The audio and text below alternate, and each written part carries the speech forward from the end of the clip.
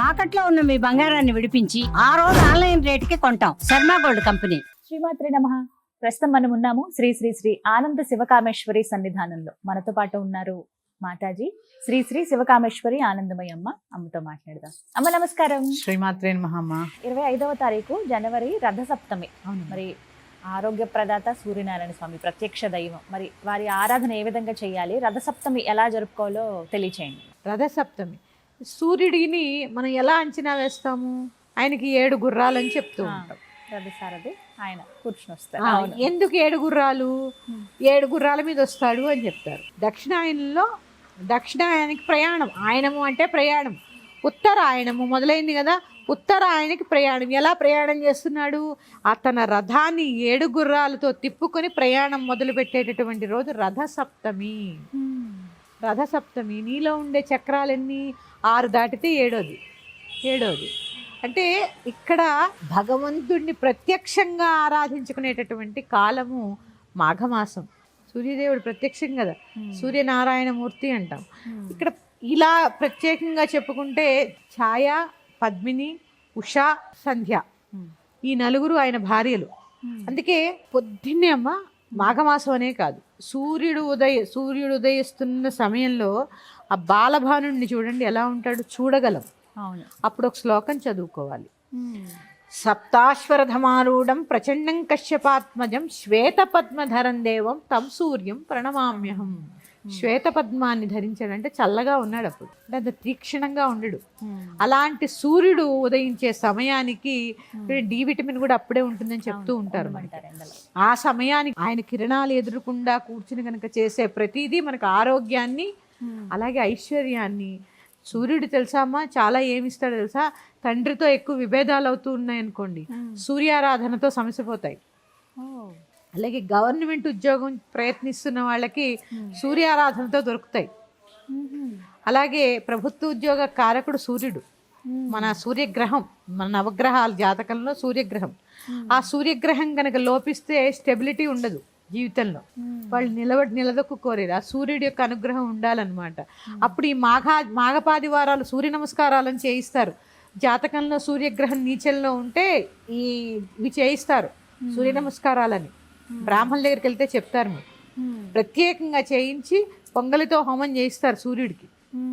చేయండి అమ్మా, చాలా ఫలితం ఉంటుంది. అది కెరీర్లో మీరు ఒకసారి జాతకం చూపించుకుని మీ జన్మ జాతకంలో సూర్యుడు నీచంగా ఉంటే బ్రాహ్మణ్ణి సంప్రదించి, మంచి బ్రాహ్మణ్ణి, ఇది చేసుకోవచ్చట కదండి, మీరు చేస్తారా అని అడగండి. చాలా ఫలితం ఉంటుంది ఈ సూర్య నమస్కారాలు.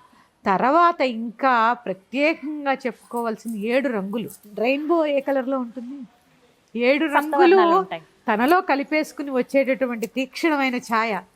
అప్పటి నుంచి ఏదైనా ఎండలు మండిపోతుంటాయి. అక్కడి నుంచి ఆదివారం నాడు ఏం చేయాలి? సూర్యుడికి అర్ఘ్యం ఏమీ చేయలేరమ్మా. సూర్యోదయానికి స్నానం చేసేసి ఎదురుగుండా నిలబడి ఒక నమస్కారం, నమస్కార ప్రియ విష్ణు కదా, నారాయణమూర్తికి, సూర్యనారాయణమూర్తికి ఒక నమస్కారం చేసుకోండి, చాలా విశేషం. తర్వాత ఇచ్చే అర్ఘ్యం, ఒక ఎర్ర చెంబులో నీళ్లు తీసుకుని అందులో ఎర్ర పువ్వు, ఎర్రటి అక్షతలు వేసుకుని సూర్యుడు ఎదురుగుండా నిలబడి అర్ఘ్యం వదిలేయండి. ఇది సూర్యోదయం సమయానికి అయిపోవాలి, మధ్యాహ్నం 12ంటికి కాదు. రోజు తలస్నానం ఏం అక్కర్లే, ఆదివారం అయితేనే చేయండి. మాఘస్నానం ప్రత్యేకత కదా, ఆదివారం చేయండి. ఆదివారం చేసుకుని క్షీరాన్నం ఉండి ప్రత్యక్ష భగవానికి నివేదన పెట్టి ప్రసాదం కింద స్వీకరించండి. ఇంకా చిన్న శ్లోకాలు చెప్తాను నేను, అవి చేసుకోండి. మిత్ర రవి సూర్య భాను ఖగపూష్ణ హిరణ్య గర్భ మరీచ ఆదిత్య సవితృవర్క భాస్కరేభ్యో నమః. ఈ శ్లోకం చదువుకుంటూ అర్ఘ్యం వదలండి. ద్వాదశాదిత్యులు అన్నమాట వీళ్ళు. ధ్యేయ సదా సవితృమండల మధ్యవర్తి నారాయణ సరసిజాసన సన్నివిష్ణ కేయూరవాన్ మకర కుండలవాన్ కిరీటి హారి హిరణ్మయ విపుర్ధుత శంఖచక్ర. ఆ తర్వాత ఇది అర్ఘ్యం వదులుకున్నప్పుడు చెప్పుకోండి.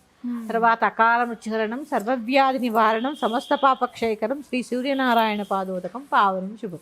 చేతిలో కాసిన నీళ్లు పోసుకుని ఆయన కిరణాలు పడేలాగా లోపలికి తీసుకున్నారంటే సర్వ వ్యాధులు, అన్ని బాధలు తీరిపోతాయి. ప్రత్యక్ష దైవం కదమ్మా సూర్యనారాయణమూర్తి.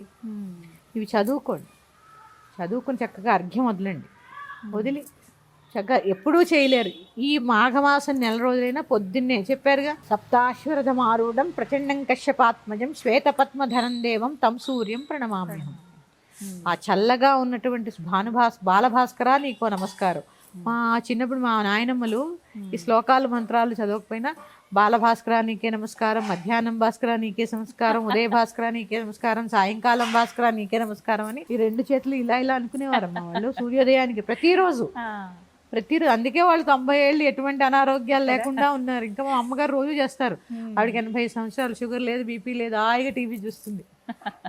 ఆవిడకి ఏం లేవు అంటే అదే మరి ప్రతిరోజు ఆవిడ సూర్యుడికి నమస్కారం. ఆ ఉదయించే సమయానికి మొహం కడుక్కుంటుంది, కాళ్ళు చేతులు వెళ్తుంది, పెద్దది అయిపోయింది కదా, చలికి లేవలేకపోతే వెళ్ళి నమస్కారం చేసుకుని వచ్చేస్తుంది. అంటే ప్రత్యక్షంగా ఆరోగ్యకారకుడు అమ్మ సూర్యుడు, ఆరోగ్యాన్ని ప్రసాదిస్తాడు. తర్వాత ఈ రోజు రథసప్తమి రోజు ప్రత్యేకించి క్షీరాన్నం వండడం ఆవు పాలతో ఆ స్వామివారు ఎదురుగుండా వండి చెరుకు గడతో కడుపుతూ ఉంటారు కొంతమంది. పిడకలు ఏర్పాటు చేసి పిడకల మీద వండుతూ ఉంటారు. ఆ అవకాశం ఇప్పుడు ఆమెకి లేదు కాబట్టి గ్యాస్ మీదే బాల్కనీ కిటికీ తీస్తే ఆమె కిరణాలు పడితే వండి అసలు బాల్కనీలో సూర్యుడికి చూపించి, ఎందుకంటే కిరణాలు ఎక్కడున్నా చొచ్చుకొస్తాయి, ఒక చోట ఏం ఆగవు. అందుకని అక్కడ భావించండి. భావనా మాత్ర సంతుష్ట హృదయాయ నమో నమః ఈ నామం చదువుకుని హాయిగా నైవేద్యం పెట్టి ఇంటిల్లిపాది ప్రసాదం కింద తీసుకోండి. ప్రత్యేకించి పాలు పొంగించిన రోజు ఆదివారం కానీ రథసప్తమి కానీ తరిగిన కూర తినరాదు. అందుకే చిక్కుడుకాయలు ప్రత్యేకంగా వస్తాయి. చిక్కుడుకాయలు గిల్లి కూర చేస్తారు. తరిగిన కూర భుజించరాదు, రాత్రి భోజనం చేయకూడదు. 4 ఆదివారాలు రథసప్తమి ఈ నియమం ఖచ్చితం. చక్కగా వివరించారమ్మా. నమస్కారం. శ్రీమాత్రే నమః తల్లి.